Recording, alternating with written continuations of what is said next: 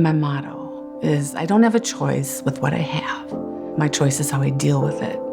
And it's been like that since I was 12 with diabetes. I choose to plow ahead and to get better. That's what's really gotten me through. It's all in your mindset. My mom is the strongest person I know. And I know everyone says that about their mom, and they probably are the strongest person they know, but my mom has not only been through so much, she's overcome it in ways that you wouldn't expect it to. We've been married for 28 years. She's a great mother, great influence on our children. We're a really close family, and we went through a lot. Ever since I met Susan, Susan always had some type of a medical issue. And of course, having two beautiful kids, her kidneys failed, and that's how it started, the whole thing. Susan came to me in 2006 for a kidney transplant evaluation. And as part of this evaluation, we did a coronary angiogram. And that showed severe blockages, and she ended up with a quadruple bypass surgery. Open heart was 2006. Everything went great. I flew through it, and I thought, this is it. I'm great. I'm fine. After a while, my heart was not doing well. I had to have an aortic valve replaced, and they said that the valve would last for probably 10 years, and 7 years later, I had a heart attack. I was told that I would have to have another surgery. I'm like, oh my gosh, the thought of being opened up again, it just really concerned me because my second surgery was not a fun surgery. There was quite a few complications afterwards. So I wondered how we were going to do this. And then we heard of this TAVR procedure. Since she had 2 previous surgeries and so many other comorbidities, her surgical risk was too high to do an open heart surgery, so we have to do in one of the new techniques to replace the valve, which is called TAVR. The valve is pre-attached to a catheter and come in that way, so you don't have to open up the chest. Yeah, so that was all done without opening me up. And I'm telling you, it was the most wonderful thing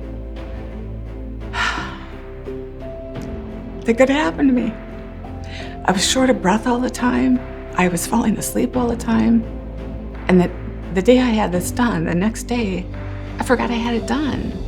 I was pretty much a free bird. I was ready to fly. I had no pain. I had no pain with this surgery. There was no complications. 4 days later, I went home. I walked out. I didn't get wheelchaired out, I walked out. It was just awesome. It was awesome. And I've been doing great ever since. After the procedure, Susan was like back to her normal self like she was, 5 years ago. It totally changed. She has energy now again, doesn't have shortness of breath. Now she wants to go out, let's get this done, let's go out for dinner, let's go traveling. With her latest heart surgery with the TAVR, it was amazing seeing the technology. I was 11 years old. My mom had her first heart surgery, and it was really scary. The moment when you walk in and see her with everything going on with, she's on the ventilator, has a huge scar, she has the wires going. And I'm so happy for that no one has to experience that as the patient, but also I'm glad that kids these days, they won't have to see their mom like how I saw my mom. The care that I get at the University of Minnesota is exceptional. I know I can count on them. I know I can make one phone call, and the doctors are all over whatever I'm calling about. They want to help you, and you feel it.